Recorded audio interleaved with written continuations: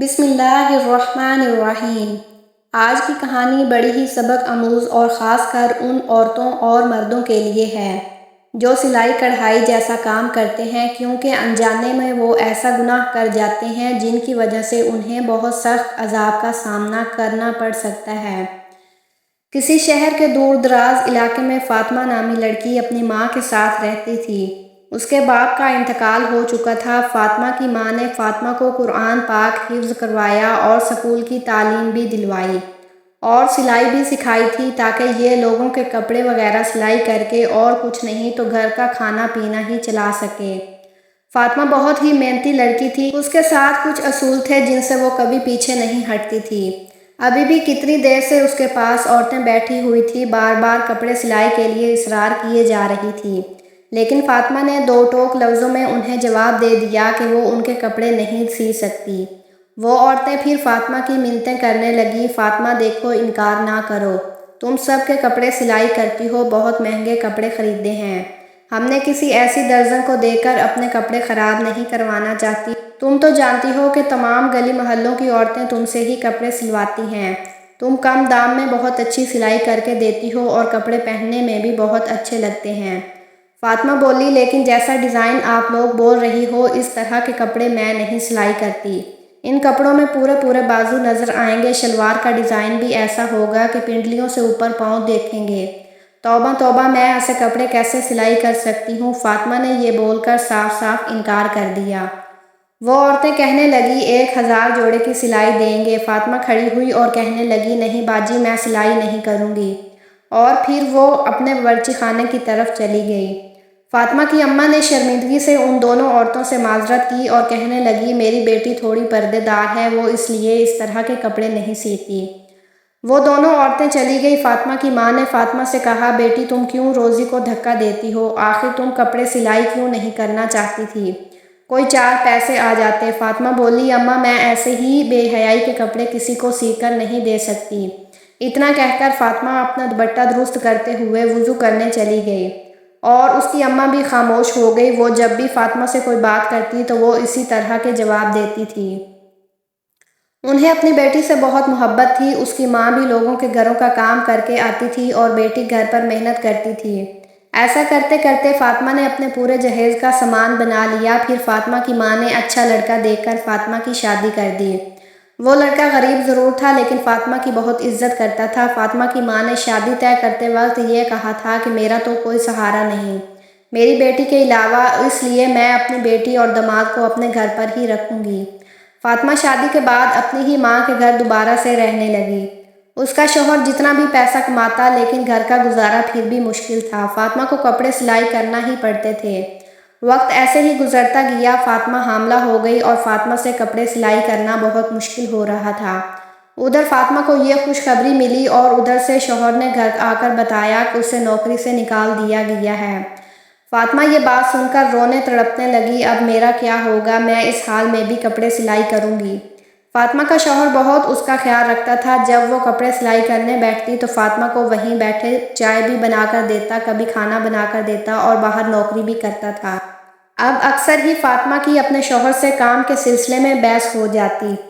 ایسا کرتے کرتے آخر وہ دن آ گیا کہ فاطمہ کے گھر بیٹی پیدا ہوئی۔ فاطمہ کا شوہر اور فاطمہ کی ماں بچی کو دیکھ کر بہت خوش ہوئے۔ فاطمہ کا شوہر تو بچے کی خوشی میں گھر گھر میں مٹھائیاں بانٹ رہا تھا۔ ادھر فاطمہ کے شوہر کو بچی کی خوشخبری ملی اور ادھر فاطمہ کے شوہر کا کام بھی لگ گیا۔ جہاں فاطمہ کے شوہر کو کام ملا وہ ٹھیکیدار بڑا ہی سخت مزاج تھا، مزدوروں کے ساتھ بدتمیزی سے پیش آتا، اسے بس کام سے ہی پیار تھا، لوگ بس مجبوری کے تحت اس کے پاس کام کرتے تھے اور وہ اکثر مزدوروں کو گندی گندی گالیاں بھی دے دیا کرتا تھا۔ ادھر فاطمہ کے گھر کا گزارا مشکل ہو رہا تھا۔ جب بیٹی تھوڑی سی بڑی ہوئی تو فاطمہ نے پھر سے اپنے کپڑے سلائی کرنا شروع کر دیے تاکہ اس کی بیٹی کا خرچہ بھی پورا ہو سکے۔ جو بھی عورتیں کپڑے سلوا کر لے جاتی ان کے کپڑوں میں سے جو کپڑا بچ جاتا وہ عورتیں اسی کو دے دیتی۔ اسی کپڑے سے وہ اپنی بیٹی کے چھوٹے چھوٹے فراکس سلائی کر لیتی اور اس کو پہناتی، اس طرح وہ گزر بسر کر لیتی۔ پھر ایک دن خدا کی قدرت ایسی ہوئی کہ ان لوگوں کے گھر میں زلزلہ سا آ گیا۔ کچھ ہی دیر بعد فاطمہ کا پاؤں اچانک سیڑھیوں سے پھسل گیا اور پہلی سیڑھی سے گرتی ہوئی آخر سیڑھی تک آ گئی۔ اس کے سر سے اتنا خون بہہ گیا کہ فاطمہ کی ماں رونے چلانے لگی۔ پورا محلہ ان کے گھر میں اکٹھا ہو گیا۔ جلدی سے فاطمہ کے شوہر کو خبر دی گئی تو جلدی سے اس نے تالے لگائے اور گھر واپس آ گیا۔ چابی اس نے اپنی جیب میں رکھ لی اور جلدی سے گھر آ گیا۔ ڈاکٹر کے پاس لے جاتے جاتے فاطمہ راستے میں ہی دم توڑ گئی۔ فاطمہ کے شوہر کو فاطمہ کی کئی باتیں بہت یاد آ رہی تھی۔ وہ تڑپ تڑپ کر رو رہا تھا اور فاطمہ کی ماں بھی بلک بلک کر رو رہی تھی۔ فاطمہ کا شوہر اس لیے بھی زیادہ رو رہا تھا کہ اس کی معصوم سی بچی ہے، اس کا کیا بنے گا؟ ابھی تو وہ اتنی چھوٹی ہے کہ ماں کا دودھ پیتی تھی۔ یہ سب سوچ کر وہ اور بھی اونچی آواز میں رونے لگ جاتا۔ فاطمہ کی اچانک موت پر ہر کوئی افسوس کرنے لگا۔ کون جانتا تھا کہ ایک جوان لڑکی بھری جوانی میں یوں خاموشی سے چلی جائے گی۔ ہر کوئی فاطمہ کی نیکی کے گن گا رہا تھا۔ سب ہی جانتے تھے کہ وہ کتنی نیک تھی۔ فاطمہ کا شوہر جب فاطمہ کو قبر میں دفن کرنے لگا تو اس کی چابیاں جیب سے گر گئی اور قبر میں ہی رہ گئی، اور فاطمہ کو دفن کر کے وہ گھر پہ آیا۔ وہ فاطمہ کی وفات پر بہت غمگین تھا، اس لیے وہ مالک کو بتانا چاہتا تھا کہ میں اگلے 3 دن کام پر نہیں آؤں گا۔ جیسے ہی فاطمہ کے شوہر نے جیب کو ہاتھ لگایا تو اس کی جیب میں چابیاں نہیں تھیں۔ وہ سوچ میں پڑ گیا کہ یہ آخر چابیاں کہاں چلی گئی ہیں۔ بہت سوچنے کے بعد بھی اس کے دماغ میں آیا کہ چابیاں تو اس نے جیب میں ہی رکھی تھی۔ فاطمہ کی ماں نے اس کی پریشانی بھری حالت میں دیکھتے ہوئے پوچھا، فرقان بیٹا کیا بات ہے؟ تب فرقان نے اپنی ساس کو بتایا، ماں جی میری جیب میں چابیاں تھیں، پتہ نہیں کہاں چلی گئی ہیں، شاید مسجد میں یا قبرستان میں کہیں گم ہو گئی ہیں۔ اسی وقت فرقان کے ذہن میں یہ بات آئی کہ جب وہ قبر کے اندر اترا تھا تو کہیں چابیاں قبر میں تو نہیں گر گئی۔ بہت زیادہ پریشان ہو گیا کیونکہ ٹھیکیدار بہت زہریلا آدمی تھا۔ اس نے تو فرقان کو چھوڑنا نہیں تھا۔ ذرا سی چابی کے گم ہونے پر اس نے تو اس کی جان لے لینی تھی، کیونکہ وہ اسے انسان سے زیادہ اس کے کام کی فکر رہتی تھی۔ ابھی فرقان یہی سوچ رہا تھا کہ ٹھیکیدار کا فون آ گیا اور اس نے کہا کہ صبح بندے کام پر لگانے ہیں، تو مجھے ابھی اور اسی وقت رات کو چابیاں دے کر جاؤ تاکہ میں باقی کے کام پر صبح سویرے مزدوروں کو لگا سکوں۔ اتنی بات سن کر فرقان کا حلق خشک ہو گیا۔ وہ یہ بھی نہ کہہ سکا کہ چابیاں کہیں گم ہو گئی ہیں۔ اس نے بس اتنا ہی کہا کہ میں آپ کو چابیاں سویرے پہنچا دوں گا۔ اب اسے رات میں ہی چابیاں تلاش کرنی تھی۔ بہت سوچ بچار کرنے کے بعد اس نے قبرستان کا رخ کیا۔ رات کے 12 بج رہے تھے اور فاطمہ کی بیٹی ابھی نانی کے پاس سو رہی تھی۔ فاطمہ کا شوہر رات کے 12 بجے ہی قبرستان کی طرف قدم بڑھانے لگا۔ اس کا دل گھبراہٹ کا شکار تھا، بہت زیادہ پریشان ہونے کے ساتھ ساتھ خوف زدہ بھی تھا۔ اس سے پہلے وہ کبھی اتنی رات کو قبرستان نہیں آیا تھا۔ یہ قبرستان گاؤں سے کچھ دور واقع تھا۔ اسے بالکل بھی سمجھ نہیں آ رہا تھا کہ وہ کیا کرے، لیکن یہ بھی مجبوری تھی کہ وہ قیمتی چابیاں تھیں جنہیں اس نے اپنی لاپرواہی سے گم کر دی تھی، اور ان چابیوں کو تلاش کرتے کرتے وہ رات کے 12 بجے قبرستان میں پہنچ گیا تھا۔ ایک عجیب سی موت کی وحشت تھی۔ فاطمہ کے شوہر فرقان کا دل بیٹھنے لگا۔ شام کو ہی اس نے اپنی بیوی کو جس قبر میں دفن کیا تھا وہ اس کے قریب پہنچ گیا۔ پھر اس نے پیروں کی طرف سے کھدائی شروع کر دی۔ اس کا مقصد اپنی چابیوں کا حصول تھا۔ ابھی اس نے تھوڑا حصہ ہی کھودا تھا کہ گورگن وہاں پہنچ گیا اور غصے سے کہنے لگا، یہ تم کیا کر رہے ہو؟ کیا تم کوئی کفن چور ہو؟ فرقان نے گھبرا کر ٹارچ اپنی طرف کی تو گورگن نے کہا، تم تو وہی ہو جس کی بیوی کا شام کو انتقال ہوا تھا۔ فرقان گھبرا کر کہنے لگا، ہاں میں شام کو اپنی بیوی کو یہاں دفنانے آیا تھا، لیکن بیوی کو دفناتے ہوئے قیمتی چابیاں میری جیب سے گر گئی اور وہ چابیاں میرے لیے بہت ضروری ہیں۔ برائے مہربانی آپ ہی میری مدد کر دیں۔ یہ سن کر گورگن نے فرقان کی مدد کرنے کا فیصلہ کیا۔ دونوں نے مل کر بہت جلدی قبر کھود لی۔ فاطمہ کے شوہر کا ڈر بھی ختم ہو گیا تھا اور چابی ملنے کی امید بھی جاگ اٹھی تھی۔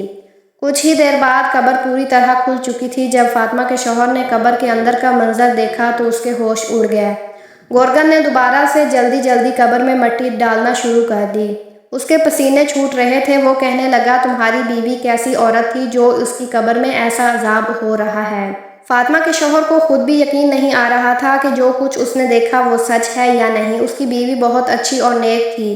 اس کی نیکی کا تو ہر کوئی اعتراف کرتا تھا۔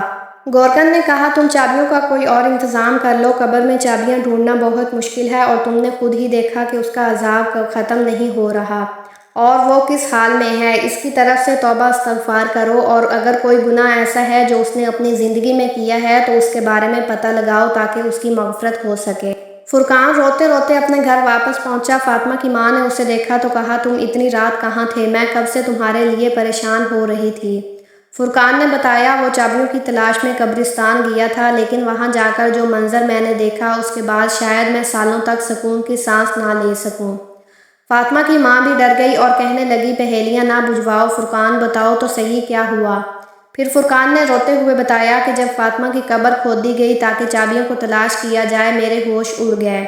فاطمہ جیسی نیک عورت کو اتنا سخت عذاب ہو رہا تھا کہ میں آپ کو بتا نہیں سکتا۔ فاطمہ کے ہونٹوں پر آگ جل رہی تھی اور وہ بری طرح چیخیں مار رہی تھی۔ میں نے آگ بجھانے کی کوشش کی تو مجھے اس کے سیاہ ہونٹ نظر آئے جو بہت بڑے ہو چکے تھے، جیسے لٹک گئے ہوں، جبکہ باقی کا جسم سلامت تھا۔